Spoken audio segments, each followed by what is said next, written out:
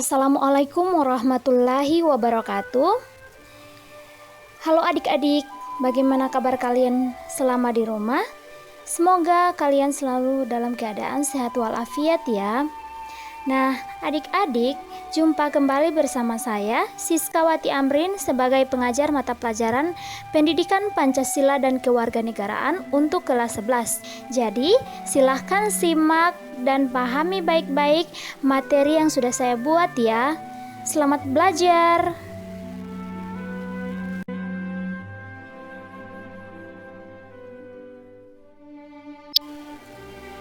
Adik-adik, setelah mempelajari dua bab sebelumnya, tentunya pengetahuan dan pemahaman kalian sudah semakin meningkat.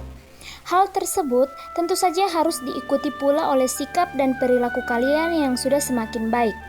Nah, pada bab ini tentu kalian akan diajak untuk menganalisis sistem hukum dan peradilan di Indonesia berdasarkan Undang-Undang Dasar Negara Republik Indonesia tahun 1945.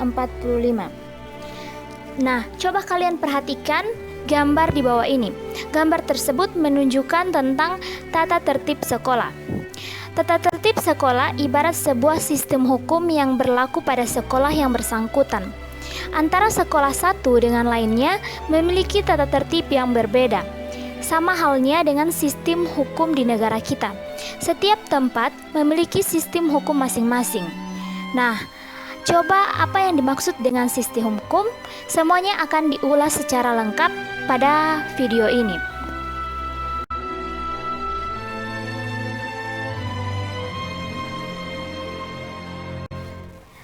Adik-adik, sebelum kita membahas materi lebih dalam lagi, kita akan mengetahui bagaimana tujuan pembelajaran pada bab ini. Yang pertama, setelah membaca materi mengenai hakikat hukum, peserta didik mampu menjelaskan pengertian hukum dengan benar. Yang kedua, setelah mengidentifikasi gambar peradilan nasional, peserta didik mampu menguraikan tugas dan fungsi lembaga peradilan nasional dengan tepat. Yang ketiga, setelah melakukan kegiatan diskusi bersama-sama, peserta didik mampu menyampaikan argumentasi terkait penyelesaian perkara di pengadilan berdasarkan kompetensi yang dimiliki. Dan yang terakhir, setelah melakukan pengamatan tentang perilaku hukum dalam lingkungan masyarakat, peserta didik mampu menerapkan perilaku sesuai hukum dalam lingkungan masyarakat dengan baik. Oke adik-adik, jadi dalam bab ini ada 3 yang akan kita pelajari. Subbab yang pertama yaitu sistem hukum di Indonesia. Subbab kedua yaitu mencermati sistem peradilan di Indonesia. Dan yang terakhir yaitu menampilkan perilaku sesuai dengan hukum yang ada di Indonesia.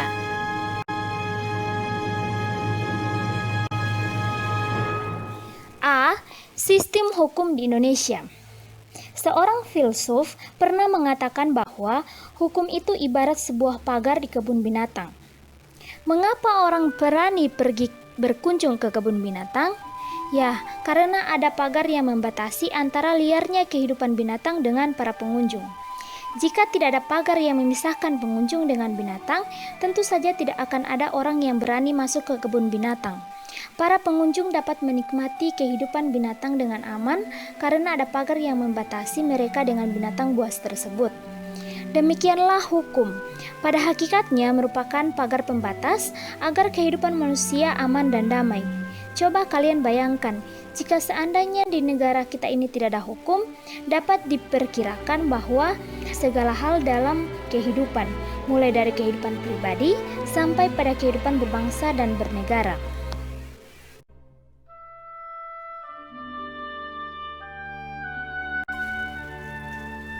1. Hakikat hukum.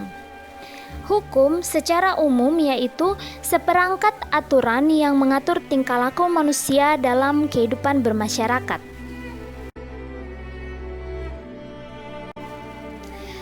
Berikut ini merupakan unsur-unsur dalam hukum. Yang pertama, sanksi yang tegas dan nyata. Yang kedua, aturan tentang tingkah laku manusia. Yang ketiga, berisi perintah dan larangan. Yang keempat, dibuat oleh pihak dan lembaga yang berwenang. Dan yang terakhir, sifatnya mengatur, memaksa, dan mengikat.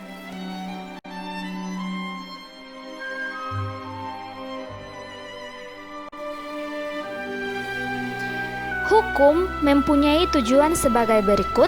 Yang pertama, mencegah perilaku sewenang-wenang. Yang kedua, menciptakan suasana damai dan tertib. Yang ketiga, melindungi kepentingan masyarakat. Dan yang terakhir, memberikan kepastian hukum.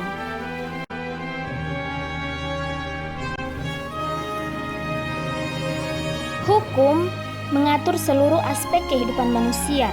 Mengingat aspek kehidupan manusia sangat luas, sudah barang tentu ruang lingkup atau cakupan hukum begitu luas. Untuk itu, perlu dilakukan penggolongan atau pengklasifikasian. Berikut ini penggolongan hukum. Yang pertama, berdasarkan sumbernya. Kedua, berdasarkan isinya. Ketiga, berdasarkan bentuknya. Keempat, berdasarkan tempat berlakunya. Kelima, berdasarkan waktu berlakunya. Keenam, berdasarkan cara mempertahankannya. Ketujuh, berdasarkan kekuatan berlakunya atau sifatnya.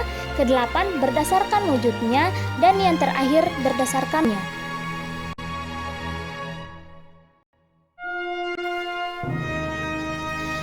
Hukum berdasarkan sumbernya dibagi menjadi 4. Yang pertama, hukum undang-undang, yaitu hukum yang tercantum dalam peraturan perundang-undangan.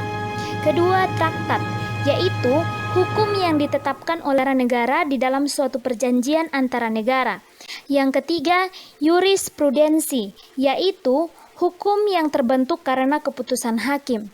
Dan yang terakhir, kebiasaan, yaitu hukum yang terletak dalam aturan-aturan kebiasaan.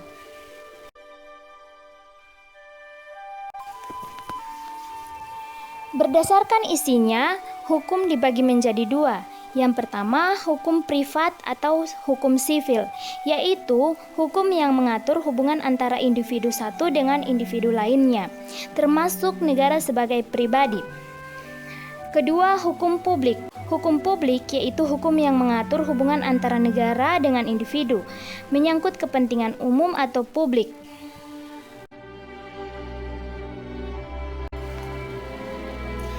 Berdasarkan bentuknya, terbagi menjadi 2. Yang pertama, hukum tertulis. Hukum tertulis yaitu peraturan yang dapat kita lihat dan rasakan serta kita ketahui, seperti Undang-Undang Dasar Negara Republik Indonesia tahun 1945. Yang kedua, hukum tidak tertulis. Hukum tidak tertulis yaitu hukum yang hidup dan diyakini oleh warga masyarakat serta dipatuhi dan tidak dibentuk menurut prosedur formal tetapi lahir dan tumbuh di kalangan masyarakat sendiri. Contohnya, hukum adat.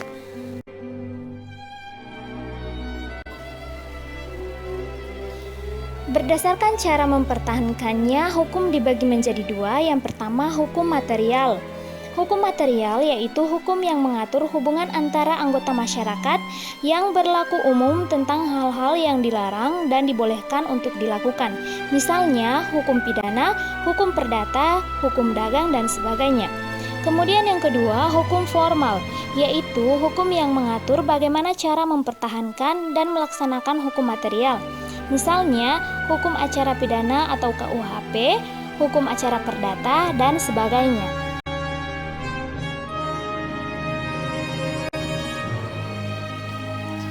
Berdasarkan waktu berlakunya dibagi menjadi 2. Yang pertama, ius constitutum atau hukum positif, yaitu hukum yang berlaku sekarang bagi suatu masyarakat tertentu dalam suatu daerah tertentu. Misalnya, Undang-Undang Dasar Negara Republik Indonesia tahun 1945, Undang-Undang RI nomor 12 tahun 2006 tentang kewarganegaraan Republik Indonesia. Yang kedua, ius constituendum atau hukum negatif, yaitu hukum yang diharapkan berlaku pada waktu yang akan datang. Misalnya, rancangan undang-undang atau RUU.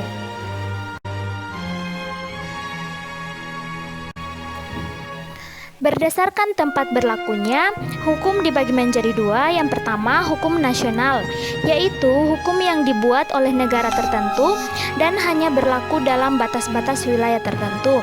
Yang kedua, hukum internasional, yaitu hukum yang mengatur hubungan hukum antara negara dalam dunia internasional. Hukum internasional berlakunya secara universal, baik secara keseluruhan maupun terhadap negara-negara yang mengikatkan dirinya pada suatu perjanjian internasional.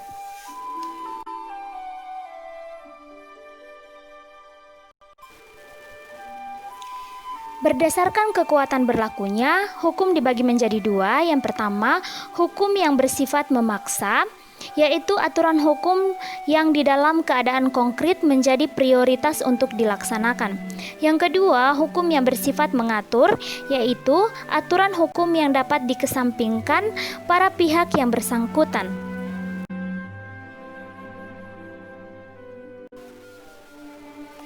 Berdasarkan wujudnya, hukum dibagi menjadi dua. Yang pertama, hukum objektif. Hukum objektif yaitu hukum yang lebih menekankan pada substansi hukum itu sendiri. Yang kedua, hukum subjektif, yaitu hak dan kewajiban seseorang yang diperoleh berdasarkan hukum objektif yang berlaku.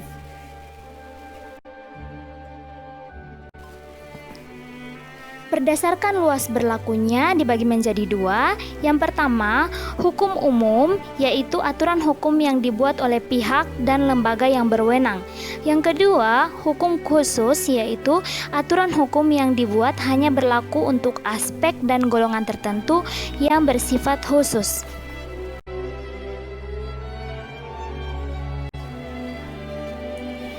Dua, tata hukum nasional. Pada mata pelajaran bahasa, baik bahasa Indonesia maupun bahasa Inggris, kalian pasti pernah mempelajari tata bahasa. Nah, di dalam hukum pun dikenal istilah tata hukum. Dalam pelajaran pendidikan Pancasila dan kewarganegaraan, banyak dibahas mengenai tata hukum, terutama tata hukum di Indonesia. Sebagai suatu negara yang merdeka, Negara Kesatuan Republik Indonesia mempunyai tata hukum sendiri. Tata hukum suatu negara mencerminkan kondisi objektif dari negara yang bersangkutan, sehingga tata hukum suatu negara berbeda dengan negara lainnya. Tata hukum negara kita berbeda dengan tata hukum negara lainnya. Tata hukum merupakan hukum positif atau hukum yang berlaku di suatu negara pada saat sekarang.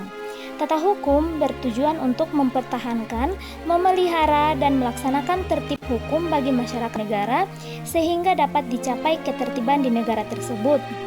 Tata hukum Indonesia merupakan keseluruhan peraturan hukum yang diciptakan oleh negara dan berlaku bagi seluruh masyarakat Indonesia yang berpedoman pada Undang-Undang Dasar Negara Republik Indonesia tahun 1945.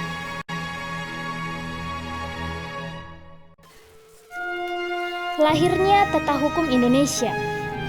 Tata Hukum Indonesia ditetapkan oleh Masyarakat Hukum Indonesia. Oleh karena itu, Tata Hukum Indonesia baru ada ketika negara Indonesia diproklamirkan pada tanggal 17 Agustus tahun 1945. Hal tersebut dapat dilihat dari pernyataan sebagai berikut. Yang pertama, proklamasi kemerdekaan, yaitu kami bangsa Indonesia dengan ini menyatakan kemerdekaan Indonesia. Yang kedua, naskah proklamasi kemerdekaan.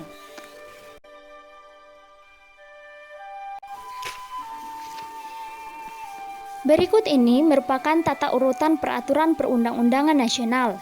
Di posisi pertama yaitu ada Undang-Undang Dasar Negara Republik Indonesia tahun 1945. Kedua, ketetapan Majelis Permusyawaratan Rakyat atau MPR. Yang ketiga, undang-undang atau peraturan pemerintah pengganti undang-undang. Keempat, peraturan pemerintah. Kelima, peraturan presiden. Keenam, peraturan daerah provinsi. Dan yang terakhir, peraturan daerah kabupaten atau kota.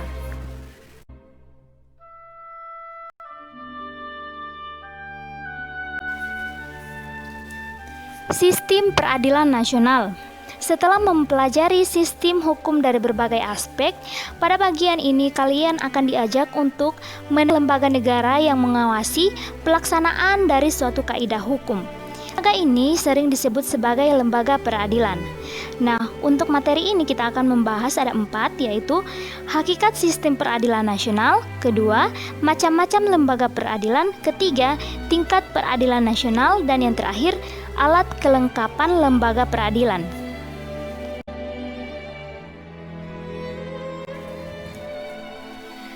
Satu, hakikat sistem peradilan nasional.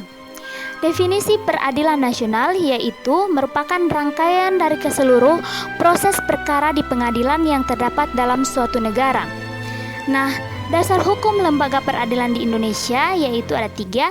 Pertama, Pancasila, Undang-Undang Dasar Negara Republik Indonesia tahun 1945, dan yang terakhir undang-undang yang berkaitan.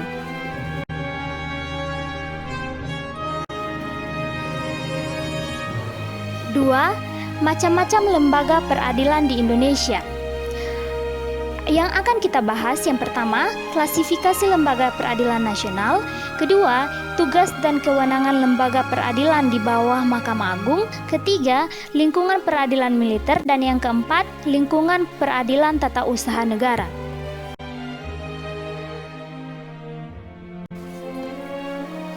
Klasifikasi lembaga peradilan nasional. Lembaga peradilan di bawah Mahkamah Agung yaitu Mahkamah Konstitusi.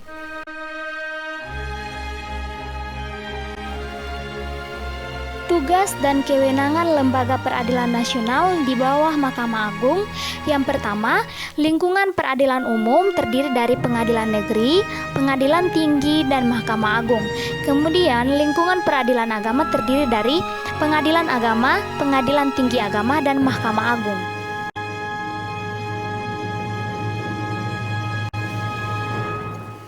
Lingkungan peradilan militer terdiri dari pengadilan militer tinggi, pengadilan militer utama, dan yang terakhir pengadilan militer pertempuran.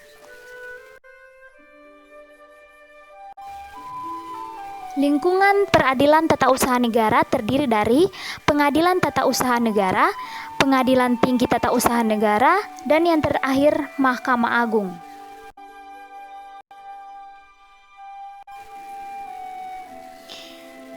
Tingkat peradilan nasional. Pengadilan tingkat pertama yang disebut juga pengadilan negeri, dibentuk atas keputusan presiden. Kemudian, pengadilan tingkat kedua disebut juga pengadilan tinggi, pengadilan tingkat banding.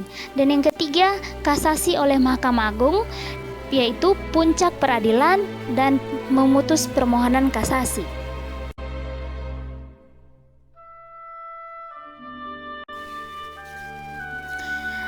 4. Alat kelengkapan lembaga peradilan terdiri dari Mahkamah Agung, Peradilan Umum, Peradilan Agama, Peradilan Militer, Peradilan Tata Usaha Negara, dan yang terakhir Mahkamah Konstitusi.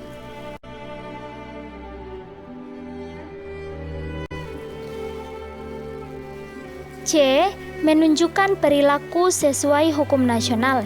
Yang pertama, makna kepatuhan dan kesadaran hukum. Kedua, perilaku yang mencerminkan sikap taat terhadap hukum.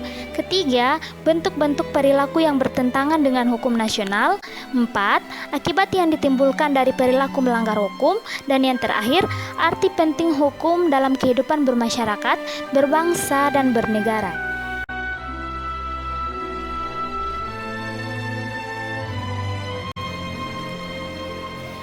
1. Makna kepatuhan dan kesadaran hukum. Tahukah Anda apa makna kepatuhan dan kesadaran hukum? Kepatuhan terhadap hukum mengandung makna adanya perilaku menaati peraturan yang berlaku. Jika tujuan hukum ingin dicapai seutuhnya, setiap warga masyarakat hendaknya memiliki perilaku sadar akan hukum. Perilaku sadar akan hukum timbul atas kesadaran pribadi tanpa ada paksaan untuk menaati peraturan hukum itu sendiri.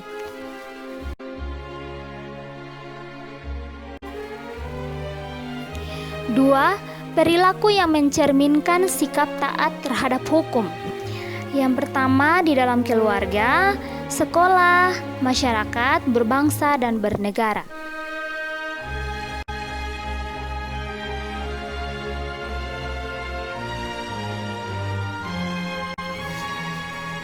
3. Bentuk-bentuk perilaku yang bertentangan dengan hukum nasional. Yang pertama, berlaku kurang sopan terhadap orang tua. Kedua, terlambat datang ke sekolah. Ketiga, sewenang-wenang terhadap tetangga. Keempat, melakukan tindak pidana korupsi. Dan yang terakhir, melakukan aksi makar.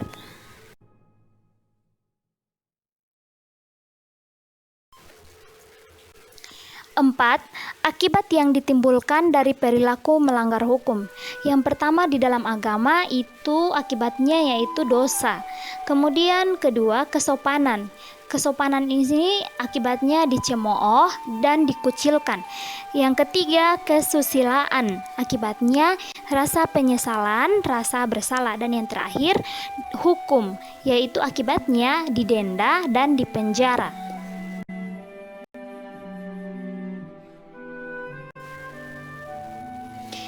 Lima, arti penting hukum dalam kehidupan bermasyarakat, berbangsa, dan bernegara. Tahukah Anda apa arti pentingnya hukum? Adanya hukum untuk mengatur hubungan antara kepentingan manusia agar saling berbenturan. Pihak yang kuat tidak berlaku sewenang-wenang kepada yang lemah.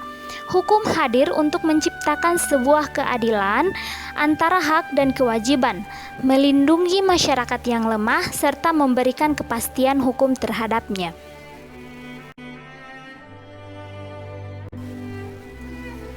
Adik-adik, selesai sudah materi kita untuk bab 3 tentang sistem hukum dan peradilan nasional. Saya harap apa yang sudah saya jelaskan dapat kalian pahami dengan baik dan dapat kalian implementasikan dalam kehidupan sehari-hari. Oke, terima kasih sudah menyimak video ini. Sampai jumpa di pekan depan. Wassalamualaikum warahmatullahi wabarakatuh.